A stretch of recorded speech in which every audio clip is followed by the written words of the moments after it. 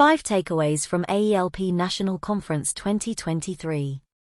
Following another AELP National Conference, AELP's Director of Policy, Simon Ashworth, takes us through his 5 takeaways from the event, including thoughts around apprenticeship levy reform, the exceptional funding band review and the need for a united skills sector as we approach the next general election.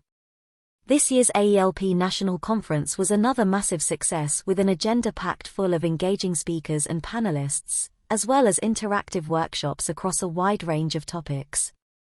With the dust settling on another successful AELP National Conference, I want to reflect on what we learnt across the 2 days. Caution is required over apprenticeship levy reform.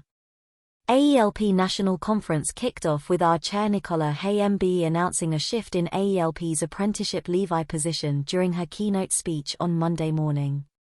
After listening to feedback from members, AELP is calling for the cautious introduction of flexibility in the levy, while ensuring apprenticeships remain its primary focus. This flexibility would allow a small portion of the program budget to be used on quality non-apprenticeship skills provision. However, Nicki was clear that flexibility should only be introduced if it is coupled with a ring-fenced SME apprenticeship budget. This would protect the 98% of employers that do not pay the apprenticeship levy. Nicki also highlighted the growing divide between the level of money paid through the levy by employers and the Department for Education's DFE apprenticeship program budget. Ultimately, employers are being shortchanged with funding that should be used to support wider and deeper funding band increases, and targeted employer incentives aimed at non-levy paying employers and young people specifically. We finally have the outcome of the exceptional funding bands review. We were pleased to hear the Skills Minister, Right Hon Robert Halfon MP, announce the long-awaited conclusion to the Institute for Apprenticeships and Technical Education's IfATE exceptional funding bands review on the Monday morning of conference.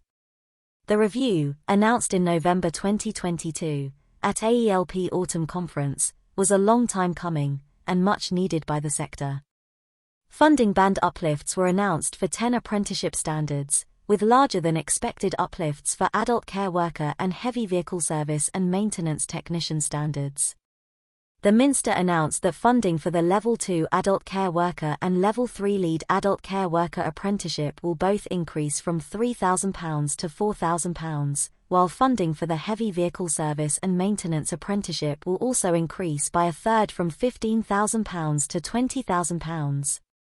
Although the outcome of this review was welcomed by many at conference, there clearly remains frustration in the sector at how long the review took. It has taken far too long to get an outcome to a process where the aim was to see a speedy decision taken. It should also be noted that, despite this step forward, we still have nearly 50% of the original standards in the exceptional review deferred by employers to a wider and more drawn-out review. We need a much more responsive approach to reviewing standards and a funding model that properly factors in all eligible delivery costs. There are changes to come at Ofsted, but hopefully not to the inspection framework. As we reach the end of HM Chief Inspector Amanda Spielman's term of office, Ofsted are in listening mode.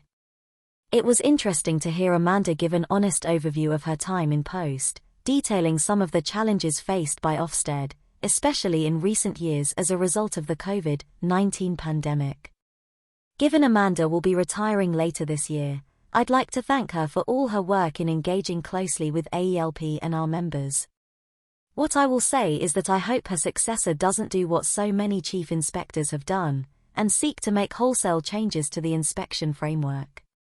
The current education inspection framework has been seismically better for further education providers than its predecessor. We also heard from Paul Joyce HMI, Ofsted's Deputy Director for Further Education and Skills, who announced that following feedback Ofsted will increase the notice period of inspections for large and complex providers from 2 days to 6 days. This is in recognition of the logistical difficulty large and complex providers can face with staffing and organisation when confronted with a prompt inspection. Paul clarified that providers with £10 million plus in government funding and operating non-3 different regions will be defined as large and complex. The Labour Party has committed to protecting apprenticeship funding for non-levy payers. On day 2 at conference, we heard from the Shadow Skills Minister, Toby Perkins MP, who gave conference more information about Labour's plans for a growth and skills levy. Under Labour's plans, levy-paying employers will be able to spend 50% of their contribution on non-apprenticeship courses, with at least 50% needing to be spent on apprenticeships. Our big concern is that this level of flexibility in the levy would see non-levy payers squeezed out of the apprenticeship budget. Hence Nicki's calls for any reforms to proceed with caution. What we did hear from Toby Perkins is a clear commitment that there will be no reduction in the amount of funding available to fund non-levy payers' apprenticeship funding. This spending commitment will be welcomed by the sector and provide security for non-levy payers wanting to continue taking on apprentices.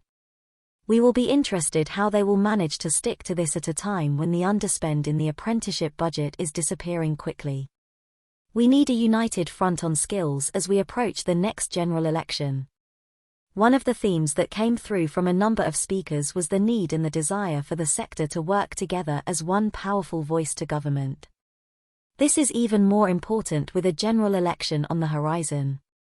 Political parties are now developing their manifesto commitments, and we need to ensure skills are a priority in the final documents. We all know that the sector faces a number of common challenges where we can work together. The obvious priority should be to resolve the insufficient and diffused divestment across the sector, as well as the lack of joined-up thinking across departments, insufficient understanding and prioritization of technical education and skills, insufficient strategic engagement with workforce planning and investment in skills from employers, and, let's face it, an insufficient coverage of skills in the national media. Once again, AELP National Conference has resulted in a number of interesting announcements from politicians and officials, as well as an opportunity for attendees to network with their peers. If you didn't make it along this time, hopefully we'll see you at one of our future events soon.